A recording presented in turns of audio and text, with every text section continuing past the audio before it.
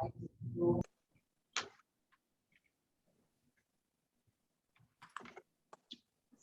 evening and welcome to the Cancer Education Series brought to you by MercyOne and Above and Beyond Cancer. My name is Chris Goodale and I'm the Executive Director of Above and Beyond Cancer. And it is my weekly pleasure to introduce our founder, Dr. Richard Deming, who will introduce our speaker for this evening. Dr. Deming? Great. Thanks, Chris. Thanks everyone for joining us this evening. It's a real treat for me and for you guys today, this evening. Our guest speaker is Rachel Mindrup, and Rachel is the Richard Deming Chair of Medical Humanities at Creighton University. And it's really an honor for me to say that. Rachel and I spent a day together last month with the inauguration and installation of the Dr. Richard Deming Chair of Medical Humanities. And we'll talk a little bit more about that. Rachel grew up in Omaha. She went to the University of Nebraska-Kearney for her undergrad, and then she got her Master's in Fine Arts, MFA, at the Art Institute of Boston. So she's a visual artist, a painter, and a professor at Creighton University. In the last couple of years, Creighton Medical School, where I went to medical school, totally changed their curriculum. And it's an understanding that being a medical doctor is a doctor taking care of another human being. It's really a human being taking care of a human being, and that the humanities plays an integral role to being a good doctor. So Creighton University's curriculum for medical school now brings the humanities into medical school. And Professor Mindrup, Rachel, and other professors in humanities that teach in the undergraduate part of the university are also now teaching the medical students and bringing humanities into medical school. Rachel's talk tonight is called Painting Beyond the Diagnosis, How I Use the Visual Arts to Initiate Conversation. And we've talked about the role of narrative medicine, how getting to know patients is about learning what they're all about. And one of the ways of initiating this conversation that's deeper than just, what's your diagnosis, is the visual arts. And with that, I'm going to turn it over to Rachel. She's going to give us a bit of a talk, and then we get to have a conversation after a presentation. Rachel, thank you so much for being with us tonight. Yeah. Well, thanks for having me. Thanks MercyOne and Above and Beyond Cancer, and of course to you, Dr. Deming, for inviting me to do this tonight. So I will attempt to share my screen. That's the first thing, and hopefully, voila, perfect. Hopefully everyone can see that. Okay. So as mentioned. I use the visual arts, of course, to start these conversations and that sort of thing. But before I get into all of this, I think I should explain to everyone that kind of the genesis of how I got involved in this. So it wasn't like I went to art school thinking I wanted to find different medical conditions to research or something. So I'm going to tell a little bit about my background and kind of what I have been doing. And then as Dr. Deming mentioned, I do teach the med students at Creighton, and I teach a drawing class with them. So I want to then kind of share some of the drawings and some of the stuff that we've done together at Creighton with our School of Medicine. So I will, I'll begin. All right. So first things first, just to give you some background, my oldest son was diagnosed with neurofibromatosis type 1 when he was 4 months old. I went ahead and put in this picture of him because it's really cute. And that's an obvious mom kind of thing. But at the time, I had never heard of neurofibromatosis. When the geneticist told us about it, he told us not to go home and Google it. This was back in the day before we were walking around with like little computers in our phones. So you had to go back and actually log in and do that stuff. But he said, don't do that. And if you don't know what neurofibromatosis is, or if you're if you're like me and you've never heard of it. And, it's basically a progressive, unpredictable genetic disorder. And currently there's no cure. Now there's several different foundations working toward finding treatments and eventually a cure, but back then and still now there wasn't anything. So like I said, at 4 months old, we were given that diagnosis. And I should mention that the geneticist said not to Google it.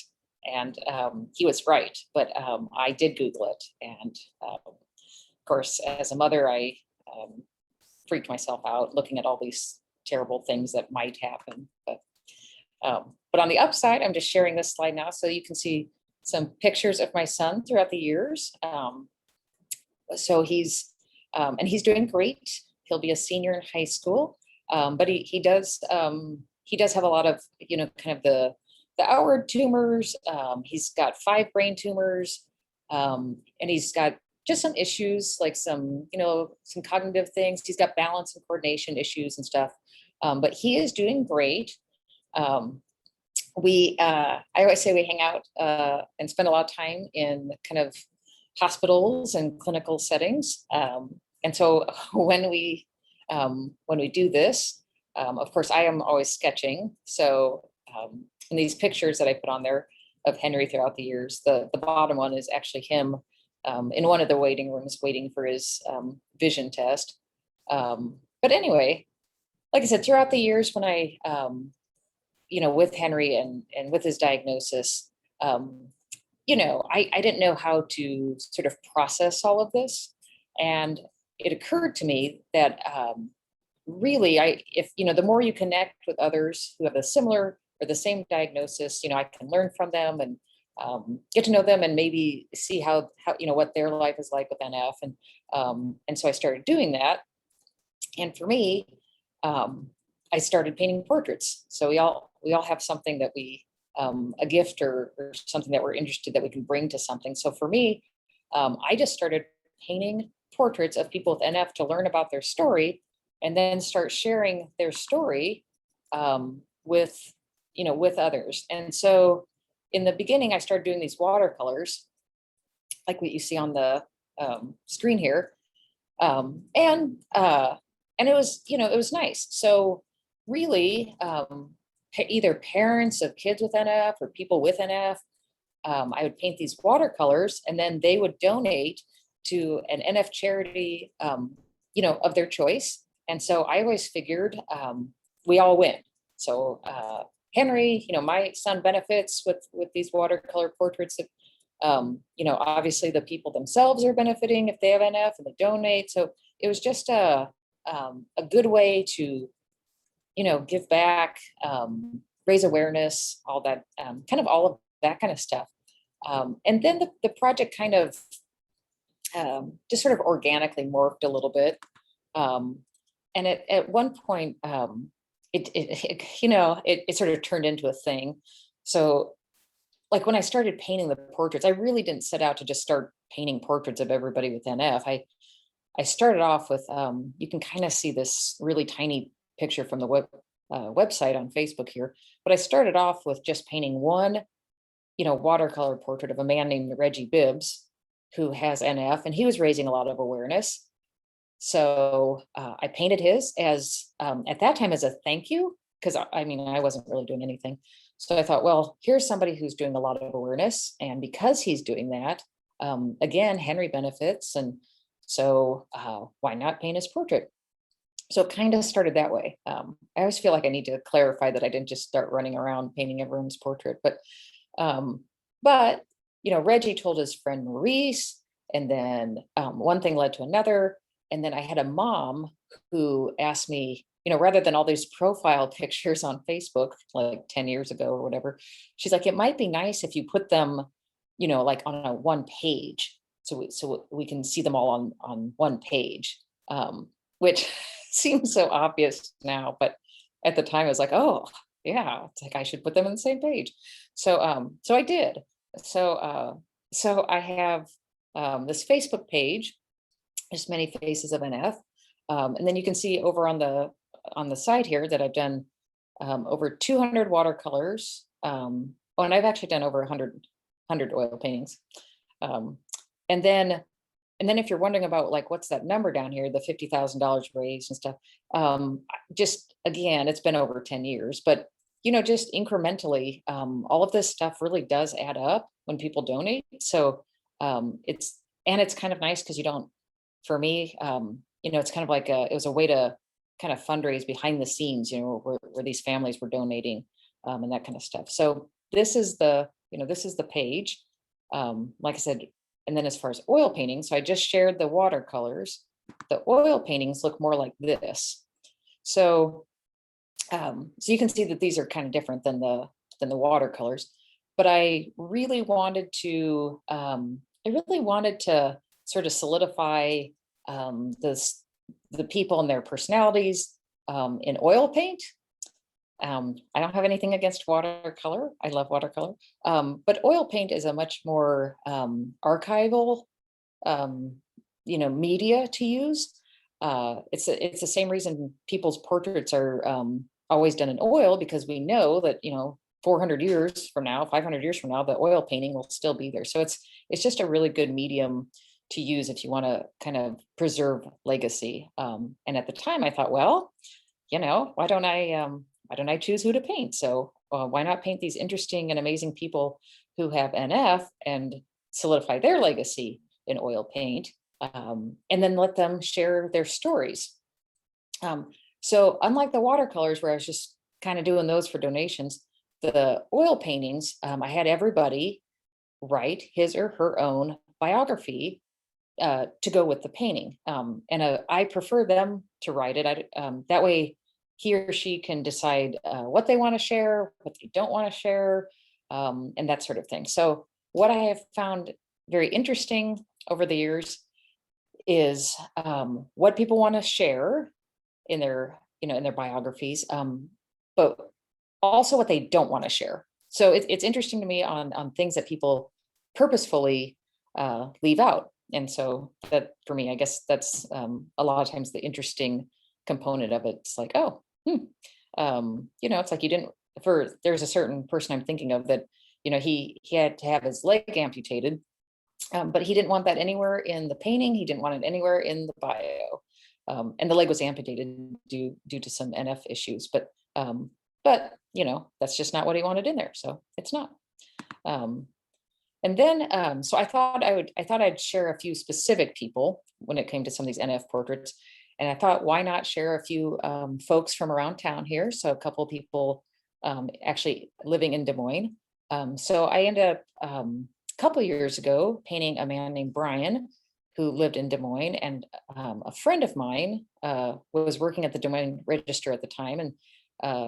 And Brian was one of his followers, I guess on, I don't know, all my social media, but maybe Twitter and Facebook and stuff. But so Brian was following my friend, Daniel Finney. And so he and Daniel had kind of struck up a friendship and that kind of stuff. And then when he told Daniel that he happened to have NF, as well as, just some other health issues, Dan called me and said, hey, I don't know if you're busy or if you can even do it or anything. He goes, but, I basically have met this guy, through my work. And he just, I think it'd really be a really good, uplifting thing for him. If you could work with him and maybe paint his portrait, get to know him. And I said, sure. I said, I would love to.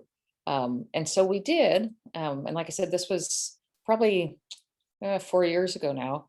And so Brian shared his story. So this is just kind of a clip from the paper. Brian shared his story, and I'll just share just a little bit of it. But he's a little bit heavier, and then he's got tumors actually on his hands too. There's like one on his pinky. But the story that stood out to me was when he said that he was going through drive-through, like a drive-through fast food, and went to hand the cashier his money for the food, and she took the money. She didn't look at him. She just kind of took the money and processed it. And then when she was trying to give his change back, she turned and looked at him and, to hand him the coins and stuff, and then saw the tumor on his hands and pinky and stuff, and kind of freaked out and threw all the change at him and shut the window. And I thought, oh my gosh, so he said, just when people react that way to him, he said, as the quote there says, he said he felt like people thought he was a monster because of the way he looked. So we got some photos taken, and so then that, like I said, that's the photo and the story, and then you can see my painting over here on the side. And like I said, I always ask everybody what they want to be doing, and so for him, he wanted to be reading this mystery novel, which I also enjoy mystery novels, so we're in good company. And then I put his story that he wrote there on the side. That's a lot of reading. So if you do want to read it more, it's all on my website. So you can always go there if I'm clicking too fast. The other portrait I thought folks might be interested in is Kathy. Kathy was also from Des Moines, and one of Dr. Deming's patients. So he can talk a little bit more about that. But Dr. Deming and I connected on this. And so it's actually Dr. Deming's photograph that I used as the basis of Kathy's painting. So, so that's kind of a fun full circle type of thing. And again, all of this stuff's on my website. So if I either click too fast, you can always find it there as well. But anyway, that's just two of the examples of people living with NF in the Des Moines area. And then I'm kind of switching gears here. As I mentioned before, I've been teaching the med students at Creighton for a couple of years now. In addition, I teach painting and drawing and all that good fun stuff at Creighton. But recently I've been able and very lucky to get to work with these first and second year med students. And that's part of the curriculum, are these sort of humanities kind of selectives that the students take, and they get to pick. So there's a whole list of really interesting ones for them to choose from. My particular one is called The Art of Examination, How Observation Leads to Empathy. And we do a whole lot of different, we do a whole lot of different exercises and things in there. The one on here, you'll see one of the med students is standing up on a model stand posing, and you can see all the other med students are drawing them. So I did, I do think it's kind of fun to have the med students, at least at some point, take that role of model and get up there and model for us all, if only just to have that experience of having people stare at you. Just like when you're a patient and the doctor comes in and does an examination, and they're very staring at you and assessing and analyzing and all the same things that we do with drawing. And I would ask the students to write reflections.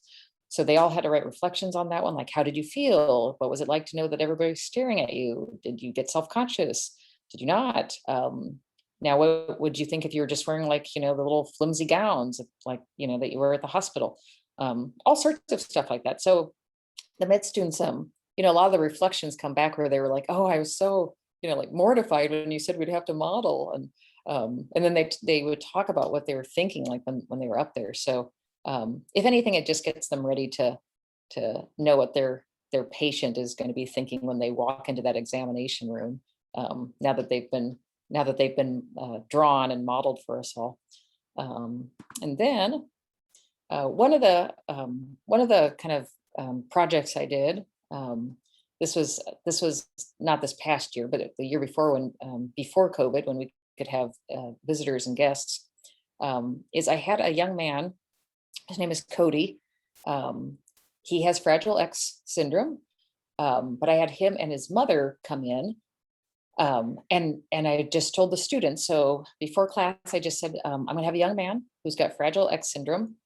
And we're gonna get to know him and we're gonna draw him. And I said, how many in here have heard of Fragile X? And a couple hands went up.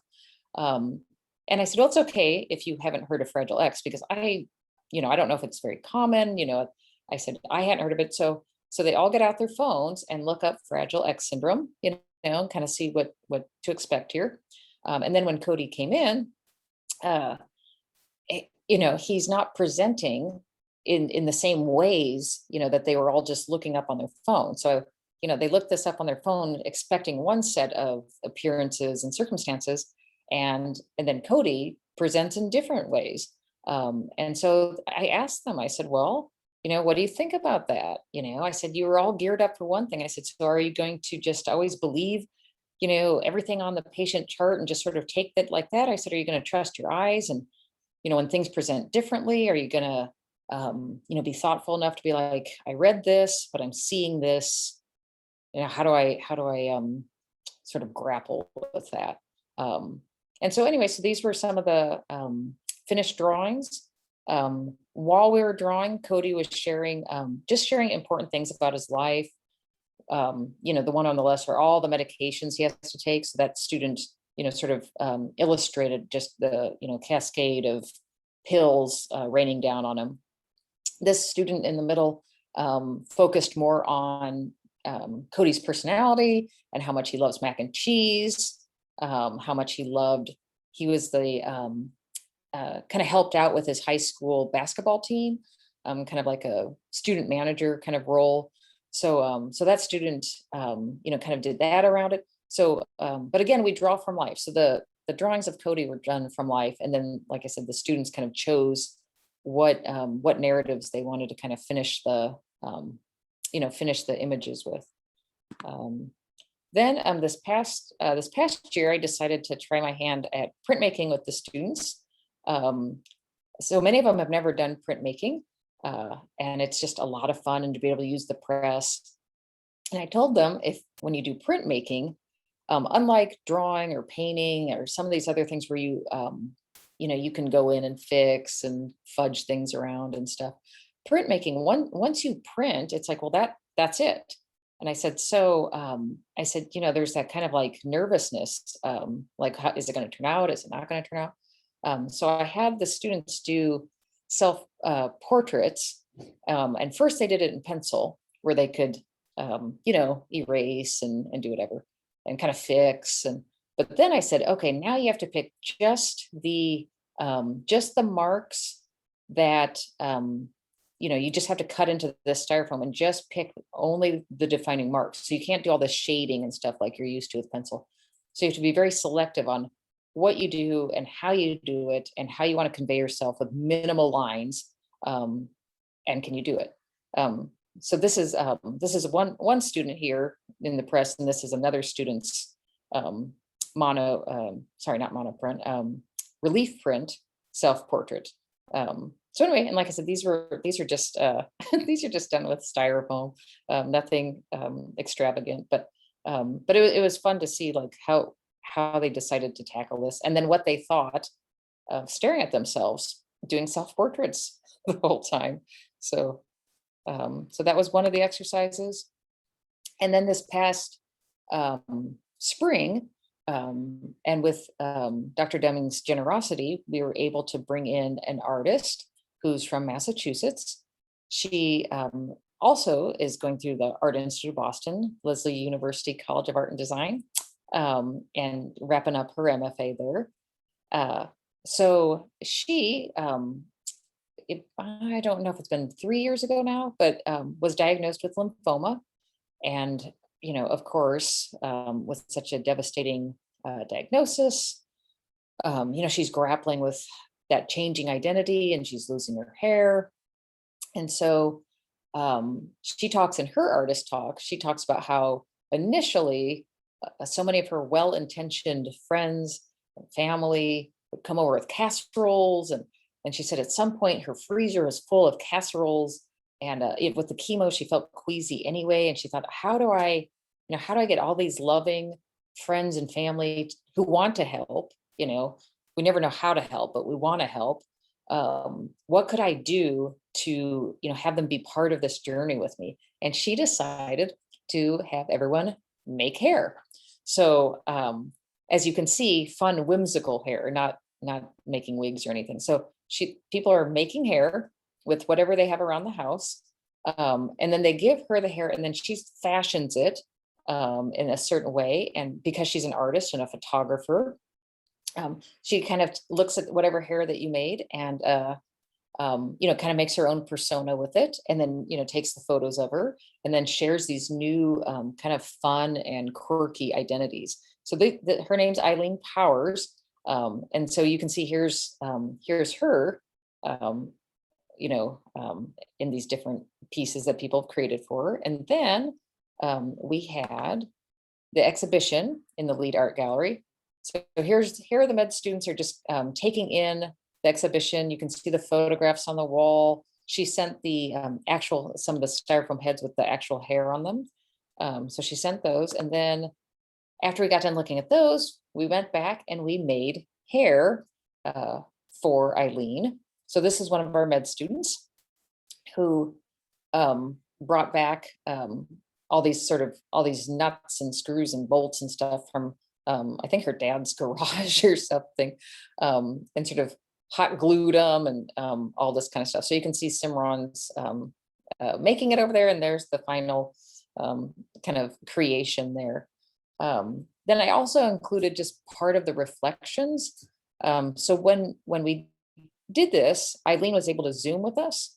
So as the students are making the hair, I've got the laptop and Eileen's, speaking with them and sharing what it's like to actually be a cancer patient. And so some of the discussions were just really engaging and rich. And Simran here kind of focused on, when she was writing her reflection about the event, kind of focused on some of the language we use. Eileen was telling us how, she wasn't really sure about those references to battle and battling. Sometimes I know in the NF world, we always say we're battling NF, or we use those analogies all the time. And I'm sure same with cancer people say battle, or this sort of stuff, which I think is fine for some people. But for Eileen, she was saying Eileen doesn't care for that, because she said she just didn't feel like a warrior. She said she felt sick. She just felt like other people were calling her that, but she didn't feel that way. And so if anything, it was just an interesting, conversation for us all to have, and that different people, even if it's cancer, if it's NF or whatever it is, can just have different ways they deal with it, and different ways they, would feel about the language that surrounds it. So that was some of the stuff that we did there. Here's more students making hair. There's just some more fun ones. I don't even know where that pink Christmas tree thing came from, but that came from the Creighton still life room or something. I don't even know how we have the things we have sometimes, but it's now hair. And then this last image is one of our, so it wasn't just med students. We also had our undergraduate students do it. So life drawing, that kind of stuff. So this is one of our BFA candidates who brought in, all of those plastic bags from, the grocery store and places like that, and all the googly eyes, which I thought it was pretty funny on Russ when he brought this. So this is Russ with his really ridiculous googly eye plastic bag hair. And then we are now shipping all of this stuff to Eileen for her to make her persona. So you can see this is Eileen with her interpretation of the big googly eyed trash bag hair. So I happen to love her photo, and I happen to love what Russ created. I might also just like googly eyes, so I don't know, but like I said, that was just last semester, an example of what we did there. Starting in the fall, I'm going to I have some time set aside in January and February, so I'll be having an actual exhibition of some of the artwork that my med students have done. So I'm kind of excited that I've done this for a couple of years with them, and that I have a venue that I'll be able to kind of showcase some of the interesting things that we've been doing through Medical Humanities. And I am going to stop. Oh, that's my last slide. I am going to make sure I thank everyone again for letting me come and share all this. I did think, before I stop sharing my screen, I just want to point out those are paintings of Henry on this slide. So I painted him when he was, I think he's about 7, or no, he's 10, excuse me. So I painted him when he was about 10. And then obviously he's a teenager now. So I felt like when people saw the painting of Henry that I had done so long ago, they were like, oh, is that your son? And they, it's one of those things where it's like, well, I didn't want everyone to think I just had a 10-year-old. So I updated the painting. He wants to be a meteorologist. So in the first painting, he's got a little pocket weather alert. It looks like a walkie-talkie, but it's a little pocket weather alert thing, because that's what we gave him when he was little to check the weather. Now he just uses his phone. So that's the difference, 7 years can make. And the new painting of him standing outside, checking the weather on his phone. It's kind of funny because he is standing outside. Like I mentioned, we live in Omaha. So he is standing outside after a snowstorm with no coat on. That was not me. That is having a teenager who will not wear a coat. So that has nothing to do with NF. I guess that's called adolescence. So, that is the end of my slideshow. So I will stop sharing my screen here. Great, and I will join you. Thank you. Yes. And I had a chance to meet Henry and Henry's brother, Jack, right? Fred, close. Sorry. Oh no, totally close.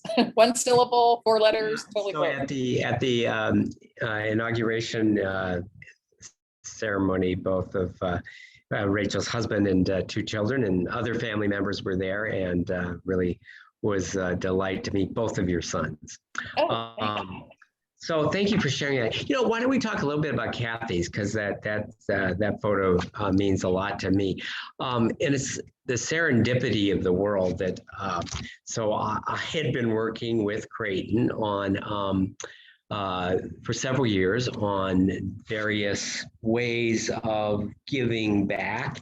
And we had several discussions about the role of the humanities in being a doctor. And it so happened that Creighton was in the process of redesigning the curriculum and bringing humanities in. And that's how we happened to settle on a gift that I was giving that was endowing this chair in medical humanities. And then in the process of introducing me to the person who was going to be the first chair holder, we have this conversation, and I'm learning about Rachel, and I'm learning about her son with NF, and I'm learning about all the paintings she's done, and she's learning about me going through the various Facebook and websites. And we, in our first conversation, learned that we both know Kathy, and that Rachel actually met Kathy independent of my first conversation with her. And maybe you mind to share a little bit about that meeting you had with Kathy, and then we'll talk about this coming together and how the portrait then came to be. Oh yeah. Well, I met her as with a lot of different disorders or anything like that. The NF community has these forums each year and kind of patient symposiums and stuff. So I had met Kathy down in Austin at the Children's Tumor Foundation's symposium that year. And what's funny is I didn't actually meet her at the symposium. I met her in the airport because we're both going from Austin back home. And it's kind of interesting too. I only met her because our flight was delayed. I mean, if our flight would have been on time, none of this would have happened. So our flight's totally delayed. And I was sitting there sketching, and then I heard this voice that said, "Hey, you're the artist." And then I recognized her from the symposium, but we hadn't really talked. So I spent the whole time we were stranded in the terminal. So getting to know each other. But so she was actually just asking, like, how do you do the oil portraits? What does somebody with NF have to do to get their oil portrait painted? And there really isn't some big recipe or formula that I use, but I was kidding around with her, and I said, you have to be doing something really fascinating. Which is, it's actually kind of a joke. I mean, if you look at my paintings, it's like, you're going to see people like, baking a cake, I mean, you're going to see people like doing everyday stuff. So it was supposed to be a joke. So I didn't expect her to respond. And she's like, oh, I have that. It's like, what? It's like, what do you mean you have that? But she got her phone out and she started scrolling through all these pictures. And I didn't, like I said, this was before I met Dr. Deming. I didn't know anything about this stuff. So all I'm seeing is pictures of Kathy, hiking and trekking somewhere, that's interesting in these, so I'm definitely thinking we're overseas somewhere, but, and she's like, well, that she had trekked up to the base camp of Mount Everest. And I was like, well, it counts. And then it was so interesting because I know that I just misunderstood her or something, because she did talk about, and I'm seeing people in these photos and it's like, well, she talked about going with a group. But I didn't know if it was like maybe a church group or something. I wasn't really sure. So I'm asking about these people in the picture and she goes, oh, so she told me then that's when she had cancer. I didn't know that prior. And so everybody has cancer and dealing with it in some capacity. And I said, okay. And she said something about our doctor, but then I said, oh, okay. I said, like, your doctor, thought it'd be good for you guys to like take a trip or something. And she said something like, well, yeah. And then he went on it too. And it's like, what? And I was like, I have never heard of it. Yeah, that's definitely a first, Dr. Deming. So yeah. I have never heard of this. So, so she's, I mean, that she went, well, of course you're recommending, but that she would go with her doctor and go up there. And I was like, what in the world? After the airport, as we all do, we get busy and stuff, but I sent her a message, like, I don't know, a month or so later and said, hey, remember me, the lady from the airport, send the photos and all that. And the first set that she sent me were good pictures of her, but, she was like looking and smiling at the camera. And I always tell people, like, sometimes what makes like really good photos, not so much for oil paintings, and so I told her, I said, it's better if you're not looking at the camera, but you're doing something and you're engaged in what you're doing. And I said, I really like my NF portraits to have people really active in what they're doing. And so, we can look at the painting and get into it, and we don't have someone staring at us while we do. So that's kind of why I like that. But she never sent me the photos. And then I sent another message. I mean, this was probably like a year later or something, and she just didn't respond back. And the truth is, at that time, I just thought, well, I'm not interested or busy or whatever. And that's fine. That's okay. But then fall of 2019, Children's Tumor Foundation, in conjunction with the University of Iowa, was hosting this kind of family symposium thing again. And usually, of course, that's in Iowa City, but this time they're having it in Des Moines. And I thought I'd really like to have Kathy's portrait done, before this event. That'd be more meaningful. And so I could just bring it that day and I could see Kathy and everybody. And, what Dr. Deming, of course, knew, but I didn't know was, Kathy had passed away. And so it's like, oh, and then it kind of became more clear why she wasn't responding. And, like I said, I took that as she just wasn't interested. And it's like, well, I didn't know that part of the story, which. Then when Rachel and I first met and started chatting, it was in that first conversation, I said, would you be willing to do Kathy's portrait? Oh, yeah. And at that point, I had the honor of sending the photos, going through the many photos of the Above and Beyond Cancer trip that Kathy was on to Everest Base Camp, because it changed her life and meant so much to her. And you already saw this evening the portrait that Rachel did of one of the photographs of Kathy in the Himalayas. And that definitely, she lived her life big. And so for that to all come together, the world works in mysterious ways. But the first time that we talk and Kathy becomes our commonality. Let me ask you a couple of other questions. And I think back on my days of medical school. So most I would say for probably 100 years, medical school education didn't really change in the way it was done. You know, you go to undergrad, you take all your science courses and you take some humanity electives and you start medical school. And Rachel, I might not have told you this, but the first day of medical school, so everybody takes the same classes the first year, the traditional way, and you're all in a great big auditorium, and it's the same classroom you're in for every single one of your classes. And the first day, the associate dean gets up and says, well, I don't care whatever you studied before you came in here, and it was probably pretty easy going to college, but from this day forward, it is live bullets. And live bullets. And if you don't do well, you're out. And you then take all of the science courses that you've already taken in undergrad over again. And the idea that you would take humanities in medical school just was unheard of. It's like, you had a humanities electives in college. That's what college is for. But the new curriculum, you know, realizes that that being a physician is a human being taking care of a human being. And I would say that my success as a cancer doctor has probably more to do with my understanding of psychology and philosophy and art and literature than if I'd taken 5 more organic chemistry classes. At some point, when you are engaged in conversation with individuals who are dealing with life and death and mortality, humanities really does matter. And I want to get to your role now as a professor in the medical school teaching medical students. I got to spend a day at Creighton with and meeting some of the students, and you know, I think back where most people go to medical school are highly motivated to do well and to score well and to get good grades.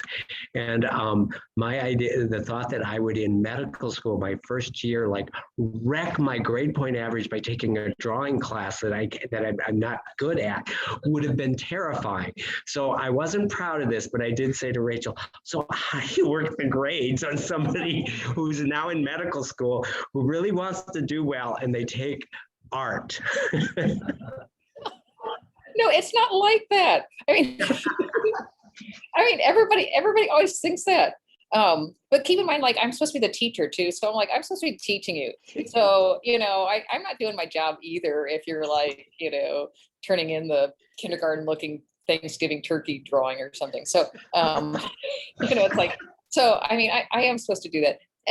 And all of that actually with our selectives, all of that is pass fail. Yeah. So that part is, you know, I think a big sigh of relief for all those med schools, because it's not just you, they're the same way. Yes. And right. What's on the test? They apologize when they come in. They're like, I can't draw, you know. Like, like, what am I going to do? Kick you out or something? So Rachel is one of a number of humanities professors, and we will benefit here at our cancer education series. We're going to have some of the other professors that are experts in you know, Victorian English literature. One professor who teaches the sort of social determinants of health as seen through the novels of Charles Dickens, and several others. But back to what you do and the role that you play in the education of students. So I understand from my patients, you know, when we ask them to be creative, and that could be to sit down and write a reflection, to share a poem, to do a drawing, to do some photography. There's something that happens when we engage our creativity that takes us to a different level that I think connects us more authentically with some of those real deep meaning, purpose, meaning of life issues. And maybe ask you to reflect on maybe as an artist yourself, when you're tapping into the creative juice.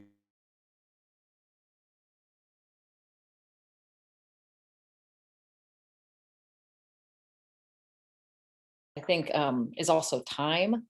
So this is a great time for them to do it, because we actually have the time to make art and from your point of view, it's like, well, I don't know how much time you have with a patient, but if you're like, well, I've got 10 minutes, then I got to go to this other room and see these other patients, or, I told them, I said, this to me is such a blessing for them that, like, even when Eileen came, I mean, to be able to do a Zoom with somebody for 2 hours who's going through chemo and have these, sort of organic conversations as we make hair, so we're doing something that's fun, and very creative. And these students, by the way, would tell you that they're not creative at all. And yet, if you saw all the hair that they made, but what was interesting is it gave us a time and a space to have sort of meaningful conversations that just happened, and same with, so really, even like when we had Cody come and we drew him with, it's like we have a couple hours, so for me, it's a time thing. It's like, you can't really, well, I shouldn't say you can't, people argue with it, but you can't be like, go be creative right now. You got 10 minutes to be creative. It's like, hurry up and make a painting. I mean, it's like, it doesn't work that way. So, I just feel like having this time to like let things germinate and have discovery and think of things in ways that you hadn't previously considered. And it's a time for sharing. So it's like when we're making art, everyone's looking at what each other has created, and you get an idea from that person, and that person got an idea from how you came up with it. And in fact, even with some of that, I do different exercises of like, how much do we influence each other with our artwork? And then how much do we not? So sometimes I do the same exercise with different paintings.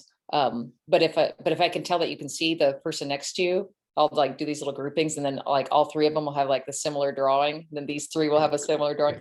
And then I asked him, and I don't know, I'm not a physician, but I said, I think collaboration's good. I said, but you always have to be mindful too, that it's like, well, look how you guys are all now suddenly thinking the same thing. And it's like, are you taking away that sort of independent thought that you would have had? You know what I mean? And I don't know if that would happen, but I'm like wondering if, if you have a patient and it's like, well, what if I opened up the chart? I just read what these other three doctors thought of it. Well, maybe I would just assume, well, that's what it is. It's like, so I've got to still be able to look at somebody and come up with my own conclusions that might be different from my, I don't know. I'm not a physician, but yeah, no, that's a good point. And just to relate that to medicine, sometimes patients want, can't all three of you doctors, can't you all be together in one room at one time and I talk to you? And I say, well, that may not get you what you want, because human nature being what it is, the loudest and most certain the physicians will start talking and the other two won't disagree, and you won't get an independent, you won't get this great creative thinking in front of the patient with three doctors sort of admitting that they don't know certain things and trying to creatively solve something. So I described about all three painting the same thing. Yep. I think it happens a lot when somebody just runs with it and you don't get everyone's honest input. Oh yeah. Well, I guess it's the same in art. So if that happens there, it definitely happens. But at the same time, it's like, well, obviously, as you know, collaboration is good, and it's nothing like that. But yeah, a lot of the experiences, and if I'm going to be completely transparent, I was nervous the first time I taught med students, because I thought, oh gosh, I'm like, are these students going to be like, why are you wasting my time? I should go be studying for something important. I should be going and more, you know what I mean? Like, I should be studying. I should be doing all this. So I was very nervous. But it was the opposite. Like, they came in, they're like, what's a drawing horse? And it's like, what? And so, so I had them sitting on drawing horses, and it's like, oh my gosh, what a joy. By the way, for those who don't know, I didn't know what a drawing horse was. But artists often, so you straddle a bench. So you've got the table in front of you and you're straddling a bench, and that's an art horse. Drawing horse. Drawing mules, drawing horses. One thing I was thinking about that as you pointed out, your role is not to make artists out of medical students. And even the title of the class, it's like using art as a way of increasing empathy.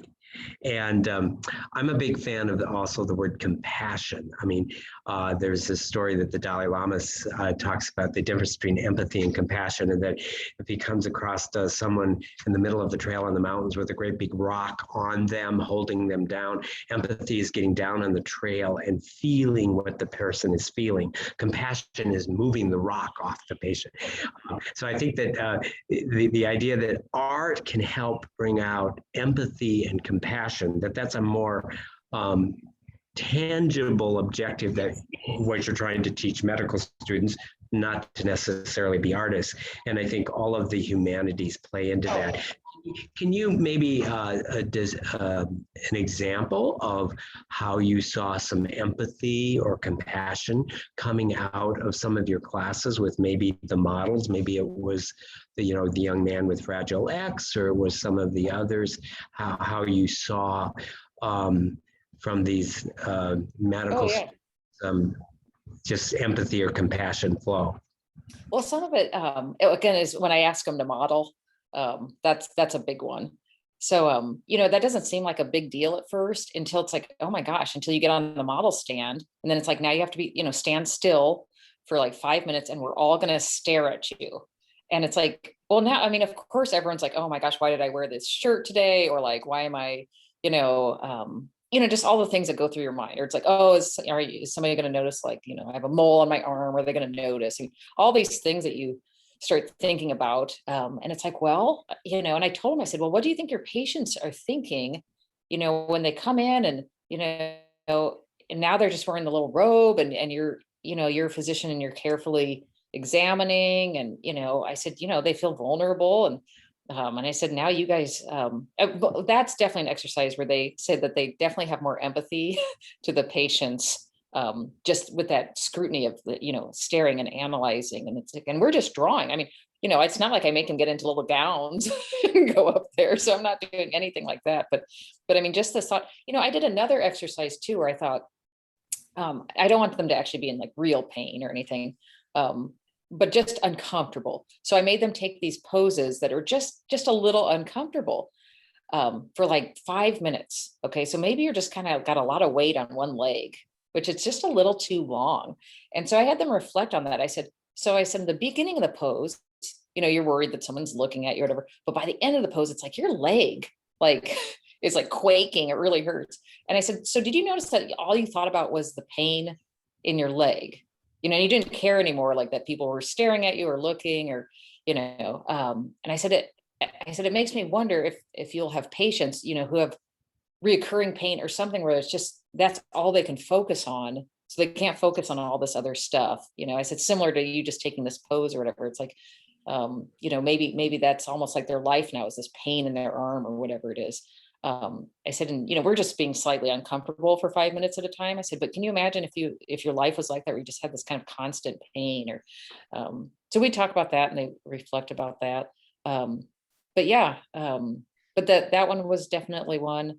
And same with actually, they really appreciated Cody and his mom coming, and I mean, I can't say that I knew much about Fragile X prior to her visit either.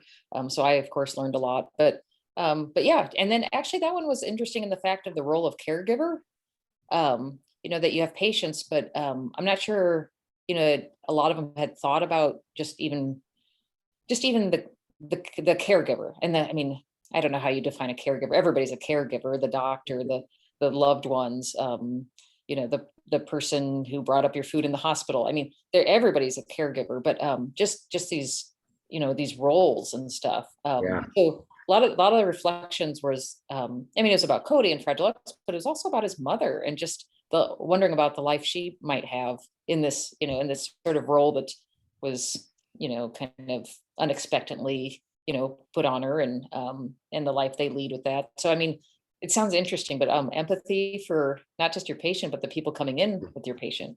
Yes. We have a live studio audience and we have a virtual audience. So I'm going to open it up to questions and we'll let the live studio audience get the first shot. So if you any questions from the room here. I have a question. I'm an artist for the last maybe 7 or 8 years, mostly visual arts, pastel. And it seems like I'm also a cancer survivor. And it seems like through some of the more difficult times of my life, and my life is not a short life, it seems like where I find meaning often, deep meaning, soulful living, so to speak, to surpass some of these, surpass isn't the right word, to navigate some of these challenges that life gives to everyone. No one gets through it without it. It seems like the humanities, art, poetry, the written word and the classics, it just seems like that's what kind of gets me through. It helps you. Yeah, and it would seem like the translation there, which is what you're doing, is from what I can hear, is that the physicians and what Dr. Deming with the new centers, going to be offering the community. It just seems like the blending of the two is just an ability to put human life on a higher plane. Yeah, I would agree with everything you said. Yeah. Well, I think it is a way to process. I mean, when you think about it, my whole NF portrait project was a way for me to make sense of all of this.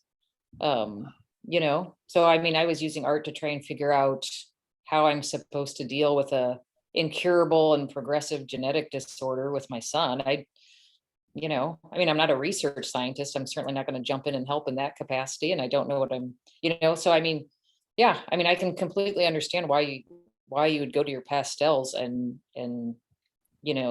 sort of just move through it and use that. Yeah. Great. Kindred spirits. Other questions from folks here? And Chris, do we have any, our virtual community has to type in questions. No, they're welcome to type in their question with the Q&A down at the bottom of their screen or the chat. We can relay those. But so far, none. Well, Rachel, this has been great. We're getting to the end of the hour. And I just want to tell you how much I appreciate, first of all, your role at Creighton and what you're doing with the education of medical students. I'm just look forward to seeing how the medical students that are on this curriculum, how they advance through their medical education and how it changes the way that they are doctors. So we're looking forward to that.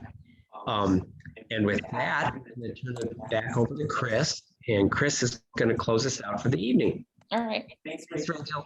Yeah, thanks so much. Rachel, thank you. That was fascinating to me and to our audience, I'm sure. This was recorded this evening and will be part of our Above and Beyond Cancer YouTube channel, and will also be on the MercyOne Cancer Center website. If you get on the Cancer Center website, you just type in Cancer Education Series and all of our recordings for the last year or so will pop up. So I did a little research this week and nearly 2,000 people have watched these videos. So we're excited that we can provide this educational service across the country and maybe even around the world. So Rachel, thank you so much for joining us this evening. And I look forward to seeing more of your paintings in the future. Great, thank you. Thanks, everybody. Thanks. Bye-bye.